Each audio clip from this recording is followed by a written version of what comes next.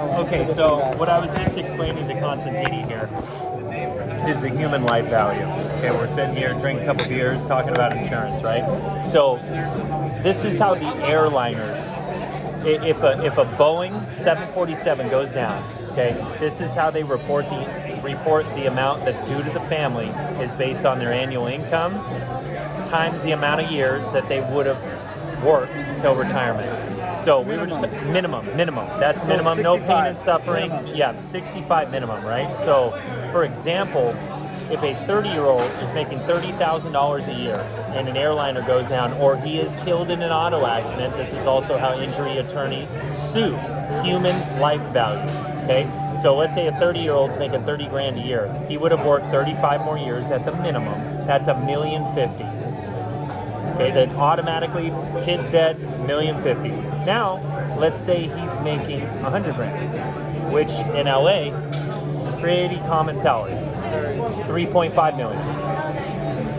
Okay. So you're saying like the 1 million, 2 million GL, the 1 million limit that's probably not enough, huh? And well, it depends, right? We're talking personal. And if somebody died in an auto accident, your general liability, hopefully nobody dies from a business incident, but that's why you do a commercial liability umbrella policy, right? So yes, 100%. But in the personal lines world, when you're talking to people with money, right, my job is to protect them from those injury lawyers you see off the side of the 405. That's my job, right? Trust me, if you want me to save you money, I can do that. However, I'm not doing my job as an advisor, right?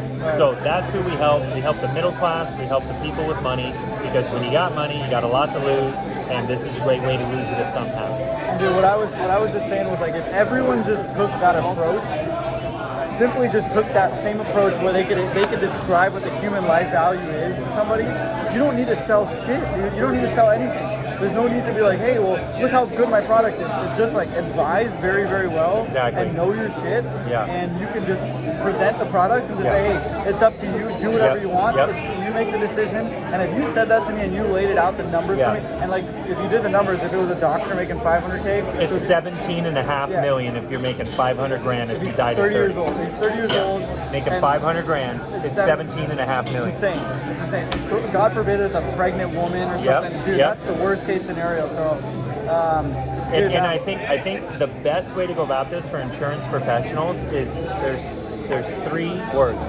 find the income. Right, so in any auto insurance conversation, right, I am going to ask the prospect and say, now before I suggest you anything, I don't think, right, what you have, I hope it's great. Now, we do things a little bit differently, and we help our customers from the everyday risks of serious incidences from you owing money on the back end. So I'm going to ask you this: what is your household income before taxes? Right? What do you guys take home? 50, 100, 200, 300, 400? Why before taxes? You don't want post-tax? No, it just doesn't really matter. Okay. It's like the gross, right? Just give me what you make. What okay, let's say 200 grand. Perfect. So that means that they have a lot to lose.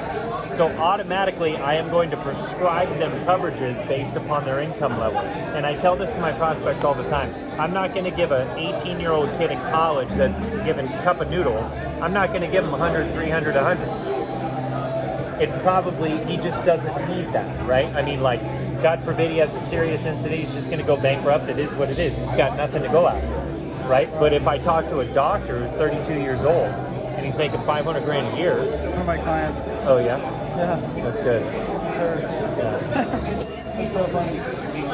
Let's say a doctor making 500 grand a year, he's 32 years old, he's making money, I'm going to offer him, hey, have you ever heard of personal liability umbrella policy? So it's all based off the income, that's all I'm saying. Yeah, 100%, dude. I think that's some very valuable information. So I'm glad, dude. I just said, let's just bust out the camera, let's just get it going, because, dude, I honestly think if everyone just shifts the mindset to doing that, you don't need to sell. Like, everyone's so caught up in, like, how do I close more deals? Dude, if you just take that approach with everybody and you ask the difficult questions, it's just getting slightly out of your comfort zone to be like, hey, how much are you making? Yep. And honestly, sometimes I hate doing it. I'm just like, it's a little bit uncomfortable. Yeah. But dude, once you do it, you realize you're actually doing your job right. Absolutely. And you're bringing real value to humans and people. And like, dude, other than that, you're not really an insurance advisor. So As insurance professionals, we need to be less scared of saying, what are you worth and how much do you make? And that should be a part of every single conversation. it's your duty. It's your duty to figure out incomes because you cannot advise what you don't know how to protect. And how can I prescribe you coverages when I don't even know what you got? It's like a doctor. How do you prescribe, Right? medicine? Same It's the thing. same thing. You gotta find out what's going on. What are you 100%. feeling? 100%. How's it hurting? Anyways, cheers. Salud. Oh, dude, where's your beer? I need another one. Oh my god. Salud. Salud, salud, salud, salud. Hey, cheers, man. Salud. I guess he wasn't feeling it. See you guys. See you at the top. We'll see you there.